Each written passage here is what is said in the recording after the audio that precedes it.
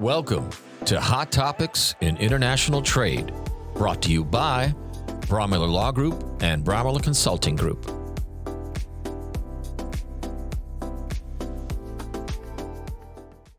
Hey, this is Bob Brewer with Braumiller Law Group and Braumiller Consulting Group. Welcome to the podcast. Once again, I have with me the VP of Braumiller Consulting Group and our FTZ guru, by the way, Robert Stein. Hey, Robert. Such exciting days we live in, huh, Bob? We're going to do a deeper dive into FTZs for everyone. As you probably know, we've done a couple FTZ podcasts already, but we want to delve a little bit deeper and, knowing the way things have been going lately. Coming up April 2nd, Liberation Day. Right. A lot of changes, a lot of new tariffs, and a lot of people really trying to understand what they can do, right, to mitigate. And we're here to talk about why foreign trade zone is a viable way to sort of make this part of your mitigation strategy. Yeah, so I've always been asking Robert about the feasibility study that we actually conduct to see, and a lot of you that we've talked to, we've gone that far, but once you've already figured that out, that yes, we know that we can save a lot to do with FTZ. What's the advantage? I know that, Robert. So the feasibility study really speaks to the actual savings that you can present to executives and be confident that after a year of operation, you can actually illustrate those savings or demonstrate those savings. So many companies come to us and they say, "Oh, we played around with this calculator, or we looked at the duty and we saw how the FTZ works, and we think we're going to save millions of dollars." Well, that's great. If you promise your CFO millions of dollars, Bob, after a year, a sign on the dotted line, you better be able to show that at the end of a year. So what the feasibility study is, it says, hold on a second, let's make sure that we're factoring in all the costs, the initial cost for implementation as well as ongoing costs.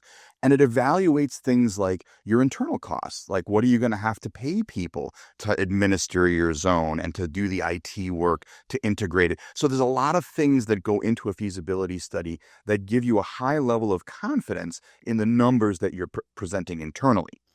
The other thing is you want a business case.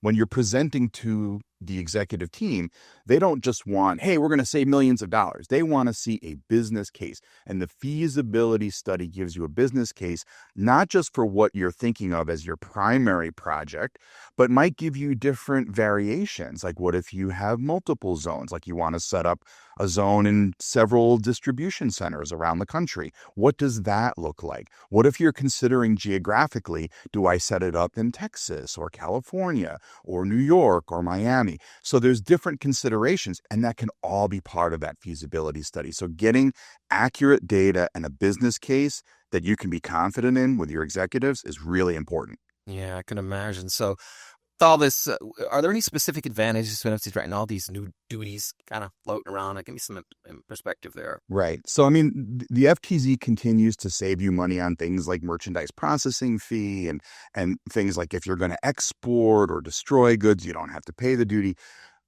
A lot of people come to us and they say, man, we're getting killed by these duties. We pay, let's say $12 million a year in duty with these new tariffs, that we didn't have this kind of outlay.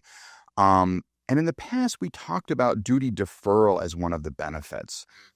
The thing is that the CFO is never impressed by duty deferral. The CFO says that's not savings. And technically, that's true. However, with this much duty, that duty is eating into your business credit line.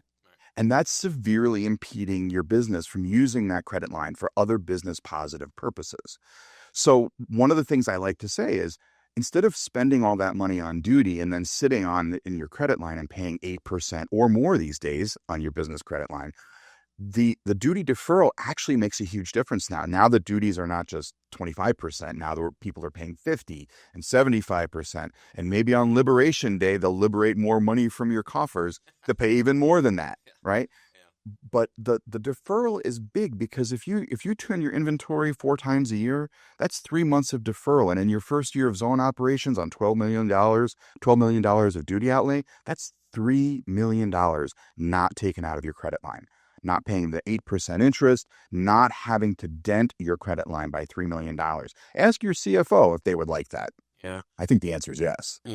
I've seen when you've done these feasibility studies, like you've kind of laid that out for everyone. That's been pretty specific. Yeah. And I think that's huge, actually. Yeah, I mean, that's part of the feasibility study is we look directly at each of the savings. So whether it's deferral, and again, not a true savings, but we look at the deferral, we see what it'll save you in that first year in terms of outlay. And also we compute the actual savings on the interest. So you give us your interest rate. And this is how granular it gets is we look at your business line interest rate. And then we actually multiply it out by what the deferral is. So that's how we get to the interest savings. And that's not a huge savings up against some of the others, but with the amount of duty that people are paying and more coming up, it makes a difference. Yeah. Well, what kind of advantages then does an FTZ bring besides all these savings? Let's talk about that for a little bit. Yeah. And that's a great question because everyone thinks, oh, I'm going to get an FTZ because it saves me money. And that's a great reason, by the way, to get a foreign trade zone. Well, sure. There are other business positive reasons to get an FTZ. For example, if your inventory control is not great, then maybe the FTZ is going to really make your inventory control much better because FTZ, I like to say, is an ultra tight inventory control system. The other thing is you have a business process question. So if you have manufacturing and your business process isn't great, the FTZ is going to improve it. So you're going to get best practices in business process and in inventory control. And those make a substantial difference. Companies that have gone to FTZ do say that aside from the savings, these are really good improvements in their business. Yeah, I mean, and let's talk about this inverted tariffs. I mean, for people thinking about how they can manipulate inside the FTZ with manufacturing to come up with a better rate, actually, on tariffs. That's a little misnomer there. Well, I mean, it's still available, right? Tariff inversion hasn't gone away in the zone. It's just these additional tariffs have made it trickier, more difficult to take advantage because normally what you did was you paid the lower of the two duty rates, either the component duty rate or the finished good duty rate when you manufacture it in the zone. So in this case, when you have IEEPA duties, when you have Section 301, when you have anti-dumping countervailing, you're not allowed to invert the duties on the components. So we've lost a lot of inversion savings because of these additional duties. It's still available, and I think it's a supply chain discussion. Like maybe you could switch your sourcing, and then you could invert your duties because the source that you're buying from instead of China is not subject to these duties. So this is a much bigger discussion. But it is a supply chain discussion now. Well, yeah. Also, little thing I'd had heard, if you bring it in at a certain time, you're locked into this particular tariff rate, correct? You're saying not really, that it depends on the executive order and a couple other things that are really specific. Yeah. I mean, in the old days, when things happened sort of the same way over and over again, we could say, all right, this is what's going to happen when the new duty comes into effect.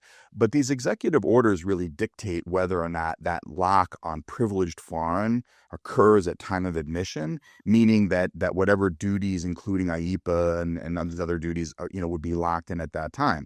However, we've seen some variation in the executive orders where not only does it apply to goods that were already in the zone, but like, for example, on the aluminum derivative tariffs that went into effect, those were made retroactive to 2020 on goods that were in privileged foreign status in the FTZ. So the short answer is we don't really know until we see the executive orders, and then we see the messaging from customs saying this is how we're going to be handling it. So I don't want to make a blanket statement that it will or won't protect you. We just have to look at the kind of duty and how the orders are written. Gotcha. The current landscape. Yes. Well, speaking of that, do you think that we'll see de minimis then entries out of the FTCs soon? Yeah, I think there was a really a big push and a hope that perhaps in all these duties that there'd be a leveling of the playing field and that we would see that de minimis would be available to FTZs with all these changes coming, especially with China being excluded potentially from de minimis as soon as they get the programming done. And I think the answer that I have based on what I'm hearing out of DC is we're not going to see de minimis out of FTZs now. I think it's still a discussion that's ongoing. I think organizations like the North American National Association, of Foreign Trade Zones, NAFTZ. They are lobbying heavily to make this happen and just to level the playing field with warehouses in Canada, Mexico, and other places in the world.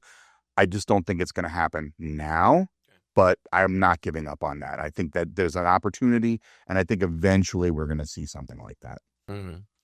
So I just, it's tough. I'm looking for Liberation Day, how things kind of really pan out. What are your thoughts on that? I mean,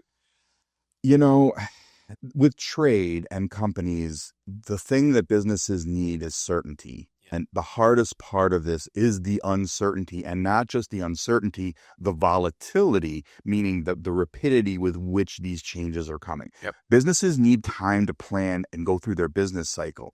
The one thing I can say is that the FTZ does give you, once you set it up, it gives you a tool to actually blunt some of these impacts. They don't happen as immediately. Yeah. Companies that have gone to the FTZ have reaped the most benefit. Those that are scrambling now to institute it are, basically playing catch up. Once you have a foreign trade zone, are you going to not pay the duties? Nah, that's probably not going to happen. But can you blunt the impact so you can get a little breathing room in your supply chain planning? I think the answer is yes. And that's huge right now because from a governmental side, we're not seeing much relief. We're seeing an idea on Monday going into effect on Wednesday. And that's not enough time in your business plan, to implement a new strategy. Well, it's going to take years to move a factory, for instance. That's a whole other discussion. But I mean, I'm just talking about purchasing and costing and building your pricing model and understanding what your sales contract has to show. So I think these are things that businesses need to, as part of their risk management strategy, to understand that the foreign trade zone really gives them a little bit more flexibility than companies that, as soon as these tariffs go into effect, bam, they're hit. So I think if you haven't already had the discussion, reach out to us. We can certainly, talk to you a little more about your situation. We often recommend that feasibility study. Oh, yeah, absolutely. I'd want to know, all the way down to the bottom line, how long can I keep these things in the FTC, as a matter of fact, before I have to move them into commerce? Right. And the answer there, of course, is the FTZ. It's indefinite. As long as your zone is active, you can keep it in there. In fact, we sometimes go to very old zones and there's like inventory hiding in the corners that I'm like, what's that? They're like, we don't even know. It's so old. But they don't have to worry about it, right? But that's an exception. The idea here is that these days everything is about strategic use of different programs and ideas to manage risk. And right now the biggest risk that businesses face is tariffs. And in many cases they are instituted almost immediately. They're announced and within days they're in effect. This means that you have to find ways like the foreign trade zone and to some extent a bonded warehouse. I mean, we have companies that are using bonded warehouse as an alternative if you're not manufacturing, if you're not worried about the 5-year limit on keeping things in bonded warehouse. Right. It's a consideration and it's faster. Sometimes people are like, hey, I need this thing like right now. Well, in some ports, we can get a bonded warehouse set up in like a quarter or a sixth of the time it takes to set up an FTZ. That makes a big difference. If you're looking at Liberation Day is coming upon us, there wasn't much time to prepare. And I'm actually going to visit companies now while I'm in Dallas who are setting up bonded warehouses because they just don't have the time to set up an FTZ, but they need to make sure they get relief. So these are considerations, right? Not just feasibility, but you want to look at all your options. And duty drawback is still there. It's more limited because these new duty programs don't allow for drawback, IEPA and some of these new reciprocal tariffs and derivative tariffs. However, there are still cases where the drawback can be effective to reclaim Section 301 duties and regular duties. So that's a whole other discussion. Yeah.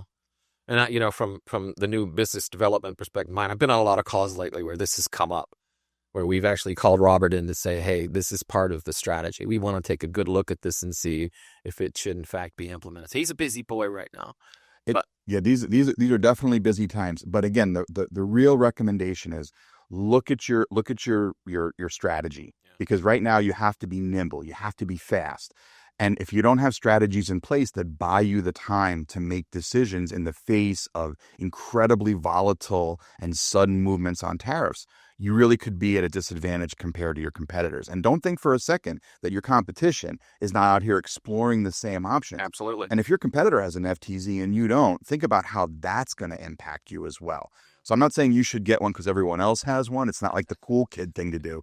But it is something to think about because, again, you're looking at mitigation strategies. What's your competition doing? They could be managing that risk through an FTZ or a bonded warehouse, and you should be considering the same thing. And this feasibility study, it's not really cumbersome at all, is it? It's really a 30 to 60 day process. It's 60 days beginning to end. It's faster depending on how quickly we get the information. There are other factors that influence it. Like there are some states that have inventory taxes that the FTZ helps with, but it makes it more complicated. So Kentucky, Texas, Arizona, right? And then there are other things like, for a feasibility study, how many zones are you looking at? Are you just looking at one distribution center? You're looking at 4 around the country? Are you doing manufacturing? Right. So these are things that all impact the complexity of a feasibility study. But we can get that done in 60 days or okay. less. All right. That's just something good to know. Absolutely. Those who might be kind of scratching their head right now thinking, should I make a move on this? Pull the trigger. It definitely helps. Now, if you think you have the case, by all means, go ahead and pull the trigger and start the project. I really feel like for people who go through the feasibility study process, being able to present it to the executive team, define the benefits, and then be able to stand firmly on it. So at the end of the first year of operation, you're not hit with surprises. Well, we didn't anticipate this. We didn't anticipate that. We didn't know that this was going to happen with costs. And we try to anticipate all that. We can't cover 100% because things change. Yeah. And sometimes we do a feasibility study and then like the savings we envision go way up because like in between the time the study starts and the report is delivered, a new tariff goes into place. And that fundamentally alters the calculus. Now, if we get that information before we deliver the report, we add it. But what happens if we deliver the report on March 31st, on April 2nd, new tariffs go in? That would never happen, right? So that's the thing. So we don't know what second April Fools will do for us this year. But it's no fooling, right? It's serious stuff. I would just want to be sure about something at this point that I can take a look at in black and white and say, all right, let's do this because we have no idea on the other side what's going to happen. So let's give the president credit for one thing here, and the saying used to be you can only count on 2 things, and that was death and taxes. I think we can add tariffs to that now, can't we? Oh my God, yep, we can. All right. Well, listen, Robert, I really appreciate your stuff. But I talked to you a little bit more about the FTZs here. Ladies and gentlemen, if there's anything that you would want us to cover specifically, just ping me, Bob, at braumillerlaw.com or braumillerconsulting.com. I'm in both places, and we'll cover it. But in the meantime, Robert's available. You want to do a feasibility study on this? He is available. I have 30 seconds here or there. God, he's got the time. I'll make sure he has the time. I'll be there. All right. Thank you. Thanks, everyone.